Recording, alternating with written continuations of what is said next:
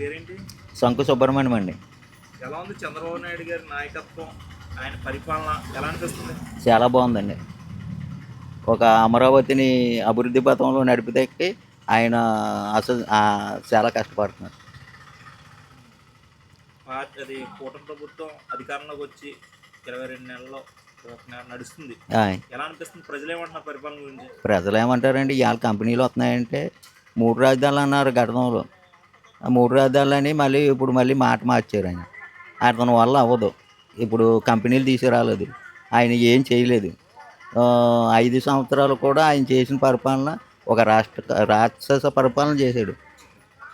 ఇప్పుడు ఐటీ పరిశ్రమలు తీసుకొస్తున్నారంటే మన వైజాగ్కి చాలా బాగుందండి. ఒక క్వాంటమ్ వ్యాలీ అని మొన్నే కదా ఓపెన్ చేశాడండి అమరావతిలో. ఇలాంటివన్నీ పెద్ద పెద్ద కంపెనీలన్నీ తీసుకొత్తంలో చంద్రబాబు నాయుడు గారికి ఆయనే సాటి.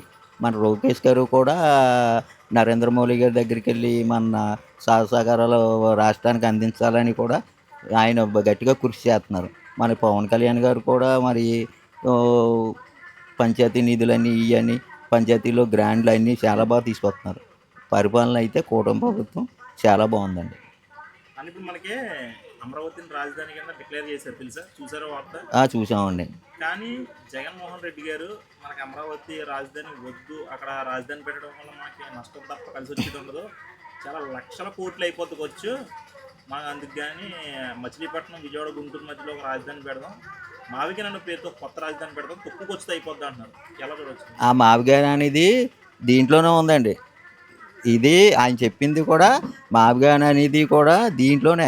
ఎందుకంటే ఆయన పేరు మార్చి అమరావతి అని ఆయనకి అసూయ ఉండి ఈ మావిగాని అని పెట్టుకున్నారు తప్ప ఈ అమరావతిలోనే కలుపుతున్నారండి. సిఆర్డిజి మొత్తం అంతా ల్యాండ్ పూలింగ్ అంతా దీంట్లోనే కలుపుతుంది. అది అమరావతి అని అసూయతో ఆయన మావిగాని అని పెట్టుకుంటున్నాడు అన్నమాట అండి. అంతే. ఇది ఎప్పుడైనా సరే కేంద్ర ప్రభుత్వం కూడా బాగా బిల్లు పాస్ చేసింది కాబట్టి ఎప్పటికైనా అమరావతి రాజధాని. అదేవిధంగా నారా లోకేష్ గారికి టీడీపీ వర్కింగ్ ప్రెసిడెంట్ ఇచ్చారు. మరి ఆ పర్వతాన్ని న్యాయం చేస్తారంటారా? కరెక్ట్గా వర్క్ చేస్తారంటారా? చాలా బాగా చేస్తున్నారండి. చేస్తాడు కూడా. ఇవాళ తెలుగుదేశం కార్యకర్తలను కూడా చాలా బాగా చూసుకుంటున్నాడు ఆయన. ఇప్పటికి చాలా బాగుందండి. ఎందుకంటే కార్యకర్తలకి ఇప్పుడు ఒక ప్రక్రియ మొదలెట్టాడు ఆయన. పార్టీని బాగా ఎదరికి నడిపిస్తున్నారు కూడా. ఇవాళ ఇప్పుడు లోకేష్ గారు అంతా యువతకే ఎక్కువ పార్టీ ఆదేశాల నిమిత్తం ఏవి ఇచ్చినా పదవులు ఇచ్చినా ఏవి ఇచ్చినా ముందు భవిష్యత్తుకి అంతా యూత్కి ఎక్కువ ఎంకరేజ్ చేస్తున్నారండి లోకేష్ గారు. అంటే ముఖ్యంగా ఆయన తీసుకున్న పదవి అదే ఐటీ శాఖ మంత్రి, అదేవిధంగా విద్యాశాఖ తీసుకున్నారు. స్కూల్లో ఎలా చేస్తున్నారు? డెవలప్మెంట్ ఏం చేస్తున్నారు? బాగా డెవలప్ చేస్తున్నారు కదండి. ఇవాళ ఏ స్కూల్లో కూడా మధ్యాహ్నం భోజనం కూడా చాలా బాగుంటుంది. ఇప్పుడు ప్రతి స్కూల్కి కూడా విద్య అంటే చాలా మాస్టర్లు కూడా బాగా చెప్తున్నారండి. ఈ విద్య విషయంలో మటుకు చాలా బాగా చేస్తున్నారు. చాలా పిల్లల తల్లిదండ్రులు కూడా చాలా బాగా మెచ్చుకుంటున్నారండి.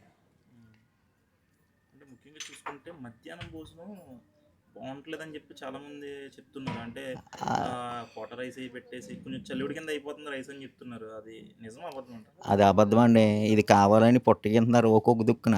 ఇది కావాలని పొట్టకిస్తాం తప్ప చాలా స్కూలోళ్ళు కూడా ఇప్పుడు ఏదో ఒక దిక్కున అలా చేశారండి. అది కావాలని చేసిందండి. ముందు ప్లానింగ్ అండి ఇది. ఆళ్ళు అమ్ముడుపోయి ఆళ్ళు అలా చేశారండి. అంతే తప్ప ఏమీ లేదండి. ప్రతి స్కూల్లో కూడా బాగుందండి మధ్యాహ్నం భోజన పథకం.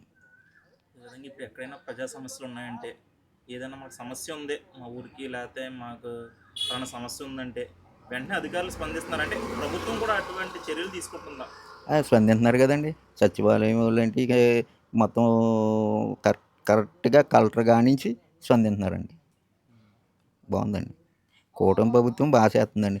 రోడ్ల విషయంలో ఏంటంటే ఇంకేదైనా సరే అన్ని వసతులు బాగుంటున్నాయి. ఒక నీరు అవి కూడా ఫిల్టర్ వాటర్ అన్నీ కూడా చాలా బాగా చేస్తున్నారండి.